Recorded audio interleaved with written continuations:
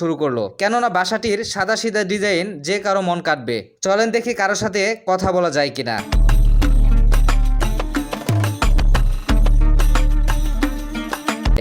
1,10,000 টাকা ভাড়া, মানে 1 ফ্লোর আর কি।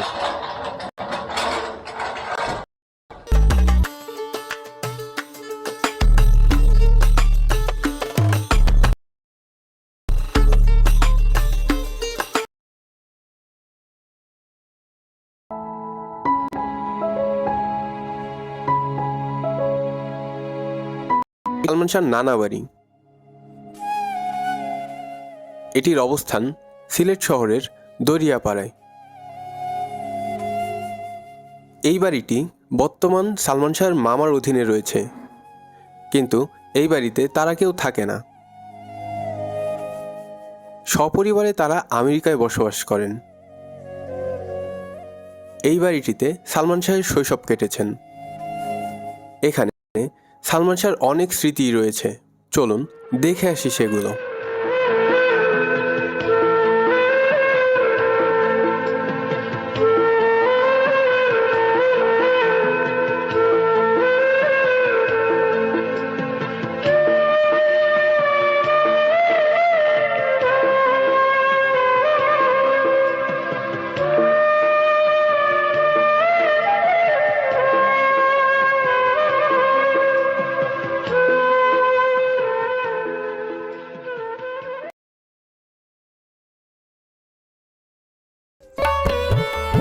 প্রিয় দর্শক, খুঁজতে খুঁজতে চলে এসেছি নায়ক রাজ রাজ্জাকের রাজপ্রাসাদে। নায়ক রাজ্জাক স্যারের বাসা কি এটা? এই যে এটা নাকি?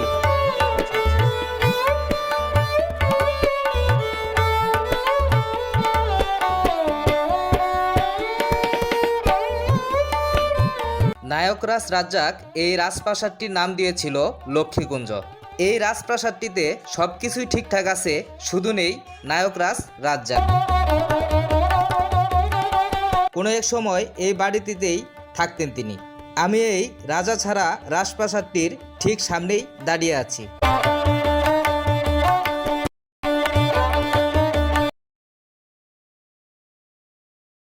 27 তলার এই বাড়িতে কেউ যদি নিরাপত্তা রক্ষীদের চোখ ফাঁকি দিয়ে ঢুকেও পড়ে, তবুও সে 3 তলার বেশি ওপরে উঠতে পারবে না। 3 তলা ওঠার পর সে যত এগিয়ে যেতে থাকবে, ততই ওপরে ওঠার পরিবর্তে নিচে চলে আসবে এবং একসময় সে যেখান থেকে রওনা দিয়েছিল সেখানেই ফিরে আসবে। 27 তলার এই বাড়িটির 6 তলা পর্যন্ত রয়েছে শুধু গাড়ি পার্কিংয়ের জায়গা, যেখানে 168টি গাড়ি রাখা যায়। আর বাড়িটির ছাদে 3টি হেলিকপ্টার একসাথে নামার ব্যবস্থা রয়েছে। এছাড়াও বাড়িটিতে রয়েছে একটি বলরুম, 80 আসনের একটি সিনেমা হল, টেরেস বাগান, স্পা এবং মন্দির। এশিয়া মহাদেশের মধ্যে সবচেয়ে দামি বাড়ি এটি।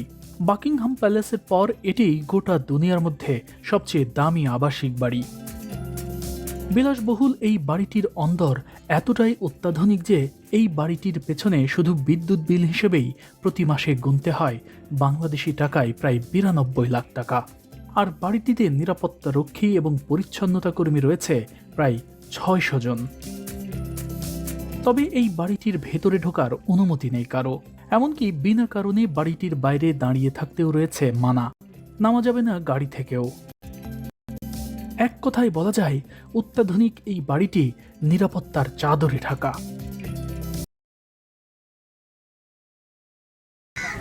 এই জালির উপরে এসে ভক্তদের সাথে দেখা করেন শাহরুখ খান। এটাই ওনার বাড়ি, এই যে এই বাড়িটা।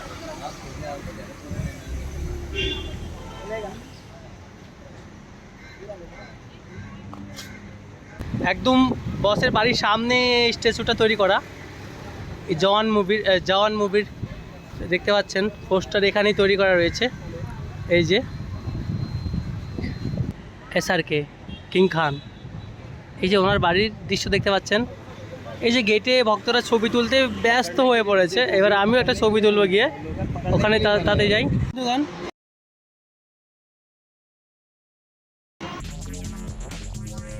Galaxy apartment, bus stand, Bandra, Mumbai.